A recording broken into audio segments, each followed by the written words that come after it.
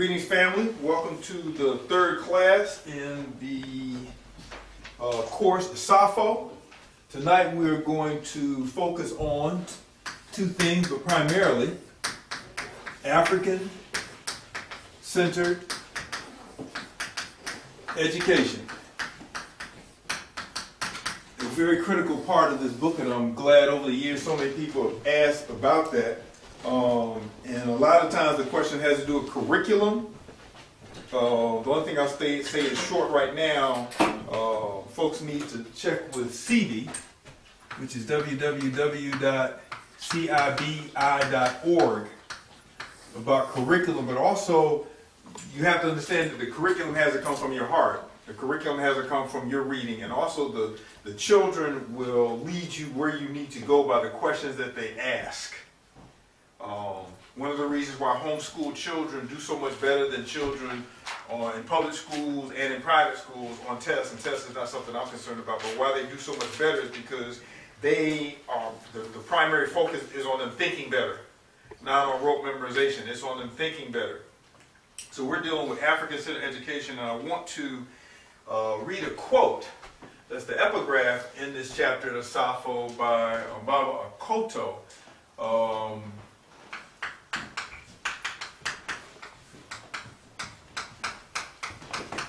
Kwame Akoto, really MZ Kwame Akoto.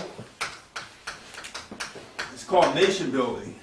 Before I say anything else, I think that this is, for me, it has been, maybe other people is different, but for me this has been the most important and most profound book that I have read on African-centered education ever.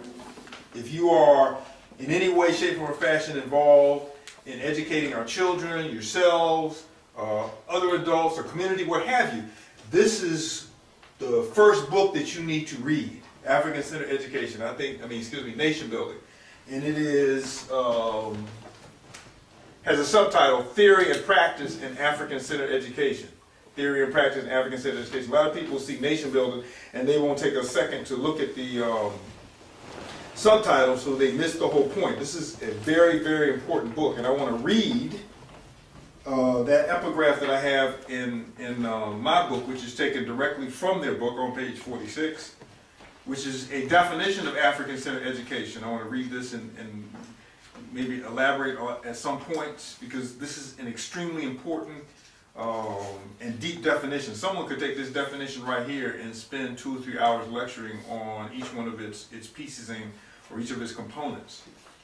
He says, African-centered education is rooted in the unique history and evolved culture of African people. So he's talking about us grounding who we are, what we are about, the kind of people we are in what we're talking. Without that grounding, then there is no discussion. There's no African-centered anything in terms of education.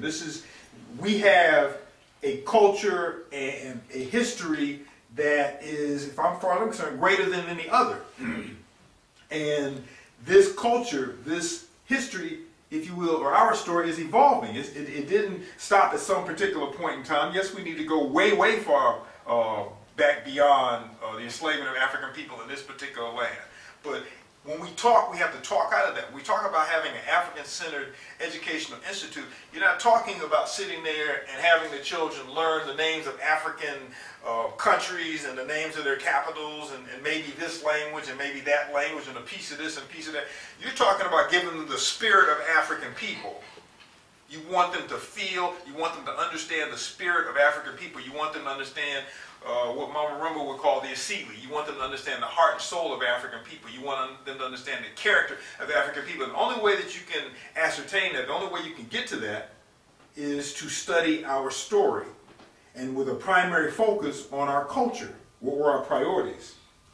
It goes on to say, it is defined in its singular commitment to the elucidation of that history, that culture, and the confirmation, invigoration, and perpetuation of the African collective identity that emanates from that history and culture. That was a mouthful. It is defined in its singular commitment to the elucidation of that history, that culture. That's our primary concern. Our story, who we are. that doesn't mean that other people's story is irrelevant. It just means that ours is first and foremost. We look and understand us first, because if we don't understand us, then other stuff tends to dilute it. And the confirmation, invigoration, and perpetuation of the African collective identity. So when we hear folks say that I am raising warriors who will marry to raise real warriors, who will marry to real warriors, who will marry to real warriors, then you're talking about the extension of the African mind through time. Because when you're talking about African warriors, then you're talking about our ancestral warriors, because we are our ancestors. And if we rear them in any other fashion, if we try to create this quote-unquote new African thing, then it's not going to work, because we are ancestors. You can't change that. You can't change that core. The conditions may change, or the conditions will change, and you have to adjust to it, but you don't change the core. You don't modify the core. African-centered education is concerned with the origins, current status, and future of the African world. We want to know what's going on with us. Other people are very concerned about what's going on with their people around the world. What has gone on with their people? What is the probable outcome for this and of this and that for their people? So we're concerned with the whole of African people. That doesn't mean that we can know every single solitary thing, but if we understand the heart of African people, and we understand the heart of other people, and we have studied enough of the interactions, then we can pretty much guess or guesstimate or estimate what's going to be the result of this situation or given variables. Okay. African-centered education is committed to correcting the historical distortions. And this isn't all there is, because a lot of people think that's all it is about. It's all the glorification of Africa, or it's all about saying how bad Europeans, Arabs, Asians, what have you, were. That's a teeny tiny piece of it. It's a significant teeny tiny piece of it, but that's not all there is to it. African-centered education is committed to correcting the historical distortions born of 3 millennia of foreign invasion, destruction, enslavement, physical and mental colonialism, cultural disruption, and dependency. All of that has to be corrected. All of that has to be explained. However long it takes to explain that. However long it takes to understand that. All of that has to be explained. And as Chancellor Wisdom tells us, it has to be explained in such a way that we can see what happened, see what we did wrong, so we can plan, devise strategies on how to correct that. Because the solution lies in the problem. The solution to our emancipation lies in our enslavement. The key to our sovereignty lies in our oppression, our repression, our suppression. That's the key, because if we don't understand how we got into the situation, then we can't get out of it. Like you say, people tell you to forget. You know, you need to get over here, you need to forget. If you forget, you're not going to be able to find your way home. It's not possible. African-centered education is committed to rooting or anchoring the spiritual and intellectual energies of African people in the spiritual, moral, and philosophical traditions of Africa. If we don't understand or are not grounded in the spiritual, moral, and philosophical traditions of Africa, then we're not African people. We're playing at it. We're pretending.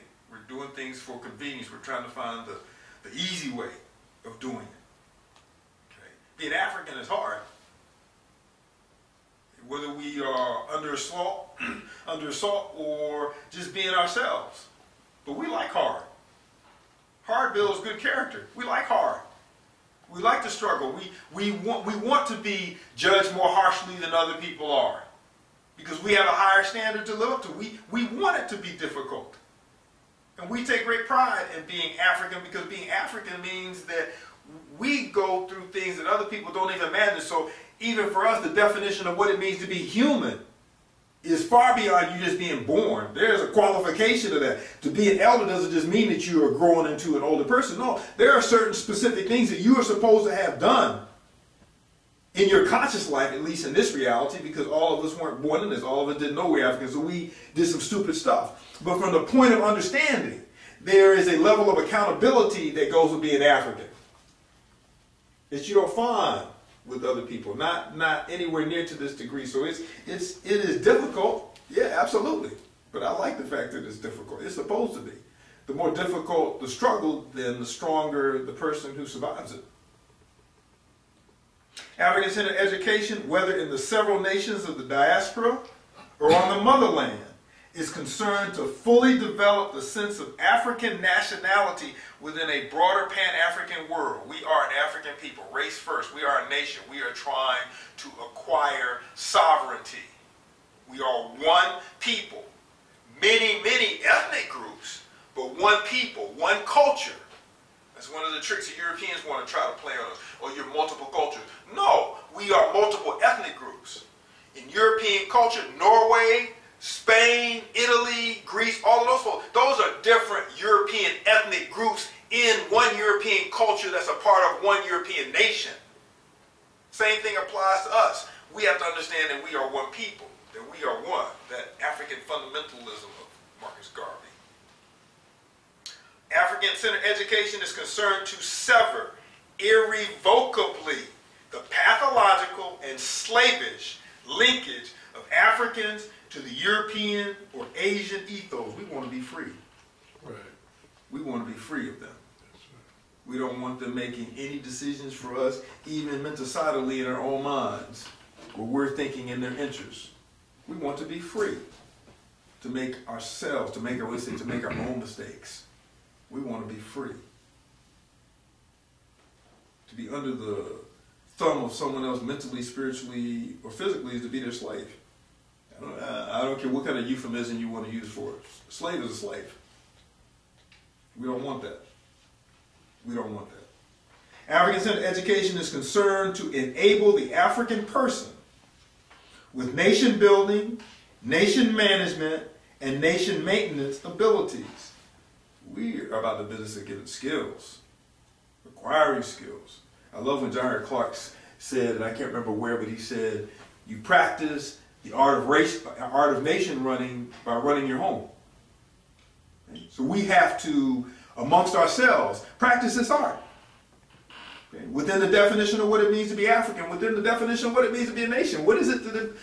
What is a nation? Okay? How is this run? How do we do this? We have to acquire those skills. We have to study who we are to understand how we did this. And finally, African-centered education is concerned to motivate teacher, student, parent, and community to advance the African nation/world by any means necessary. If there's no motivation there, you got to have love for African people. You got to have a undying desire to build an African nation. You have to really believe in sovereignty. You got to love African people. You got to love us. We got to love who we are and what we're about. Or there's no motivation. Or the motivation is simply temporary. It's not going to last. This is all about love. This is not. I'm not. The righteous rage isn't about hate. It's about love of African people. Even love of African people who have no idea who they are. But it's still a love of African people.